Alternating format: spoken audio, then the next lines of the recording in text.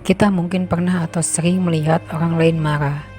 Namun yang jadi pertanyaan, kenapa sih orang marah? Menurut Islam, apakah marah itu diperbolehkan? Sebelum membahas tentang ini, ada baiknya kita perhatikan dahulu sabda Nabi SAW. An Abi Hurairah radhiyallahu anhu qala Rasulullah SAW, laisya syadidu bisur'ati, innama syadidul lazi yamliku nafsahu indal godobi. Dari Abu Hurairah, dia berkata, telah bersabda Rasulullah SAW, orang kuat itu bukanlah orang yang jago bergulat, akan tetapi orang kuat adalah orang yang dapat menahan dirinya ketika marah. Muttafaq alaih. Marah menurut Al-Jurjani dalam kitabnya At-Tarifat adalah perubahan yang dihasilkan ketika darah jantung mendidih agar dada terasa lega. Sedangkan dalam kitab Tajul Arus, marah adalah huwa sawaronu damil kolbi di kosdil intikomi, letusan darah jantung untuk tujuan balas dendam. Dari dua tarif di atas dapat dipahami bahwa kemarahan itu bermula ketika tidak terimanya atas ucapan atau perbuatan seseorang sehingga ada keinginan untuk membalasnya. Hal ini disampaikan pula oleh As-Sun'ani. Hakikatul godobi harokatun nafsi ila khorijil jasadi li rodatil intikomi.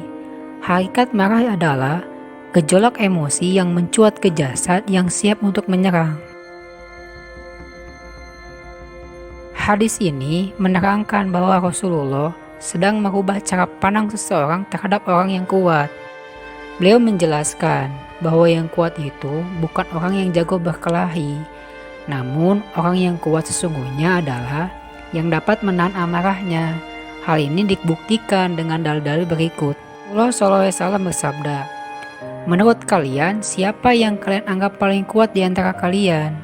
Seseorang menjawab, menurut kami, orang kuat adalah orang yang tidak ada seorang pun yang dapat mengalahkannya. Rasulullah SAW menjawab, bukanlah seperti itu. Namun, orang yang kuat adalah orang yang dapat menahan dirinya ketika marah. Hadis riwayat Muslim. Nabi SAW melewati suatu kaum yang sedang berkelahi. Lalu Nabi bertanya, apa ini? Mereka menjawab, si Fulan tidak berkelahi dengan seorang kecuali ia dapat mengalahkan musuhnya. Nabi bersabda, apakah kalian ingin saya tunjukkan orang yang paling kuat darinya? Seseorang yang menjolimi seseorang, lalu ia menahan amarahnya sampai ia dapat mengalahkannya. Ia mengalahkan setannya dan ia pula mengalahkan setan temannya. Hadis Al-Bazar. Dua dalil di atas dan beberapa dalil yang semakna dengan hadis tersebut menjadi bukti bahwa Rasulullah SAW sedang merubah cara pandang seseorang tentang konsep orang yang kuat. Sebab pada saat itu mungkin saja sampai saat ini konsep orang yang kuat itu adalah orang yang hebat dalam berkelahi. Ini dibuktikan dengan jawaban mereka dari pertanyaan Nabi. Coba kita bayangkan, misalkan saja di dunia ini ukuran hebat itu adalah dengan bisa membanting seseorang atau mungkin jago berkelahi. Niscaya tidak akan ada rasa nyaman dan tentram. Yang ada mungkin hanya rasa dendam dan benci. Namun, kalau misalkan semua orang di dunia ini menerapkan apa yang disabdakan oleh Nabi, bahwa orang yang kuat itu adalah orang yang dapat menahan amarahnya ketika marah itu muncul, niscaya kehidupan di dunia akan nyaman dan tentram. Dan hadis ini juga mengabarkan bahwa orang kuat itu adalah orang yang dapat menahan amarahnya. Namun, meski hadis ini menunjukkan pengkabaran, tapi bermakna larangan untuk marah. Hal ini dapat dipahami dari sabda Nabi, orang yang kuat adalah orang yang dapat menahan dirinya ketika marah. Rasulullah menyuruh untuk menahan amarah, karena amarah itu akan berdampak jelek bagi dirinya.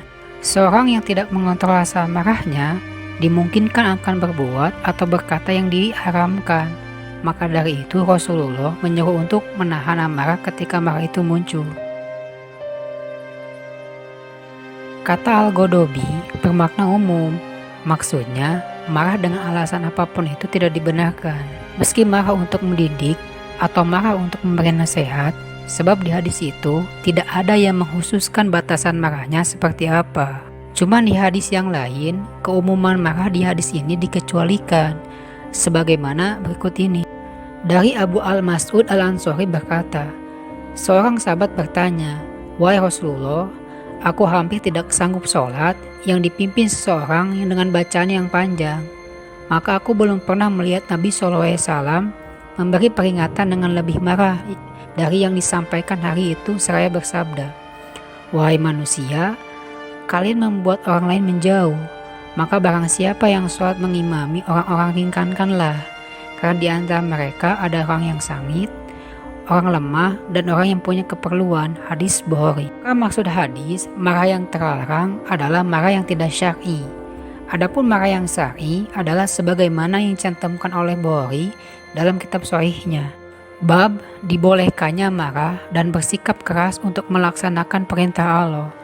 Allah Ta'ala berfirman, "Hai Nabi, berjihadlah melawan orang-orang kafir dan orang-orang munafik itu, dengan bersikap keraslah terhadap mereka." Quran Surat At-Taubah ayat 73. Lantas Bukhari menyebutkan 5 buah hadis yang masing-masing hadis tersebut menunjukkan bagaimana Rasulullah SAW marah karena beberapa sebab yang berbeda. Yang pada intinya, semua kemarahan beliau disebabkan oleh perintah Allah Ta'ala, dan kemarahan yang beliau perlihatkan adalah penegasan terhadap perintah tersebut. Allah Ta'ala menyebutkan kisah kemarahan Nabi Musa alaihissalam di dalam Al-Quranul Karim. Sudah amarah Musa menjadi reda. Quran Surat Al-A'raf ayat 154. Marah adalah tabiat atau sifat manusia yang Allah berikan kepada hambanya sebagai penyeimbang untuk sifat-sifat yang lainnya. Seperti halnya terang butuh penyeimbang gelap, begitu pun marah penyeimbang bagi sifat senang. Marah itu seperti nyala api. Api akan bermanfaat bagi manusia ketika dikelola dengan baik, namun api juga bisa merugikan manusia. Oleh karena itu, marah terbagi kepada 2. Pertama, marah yang tercela yang dimaksudkan oleh hadis di atas untuk mengendalikannya.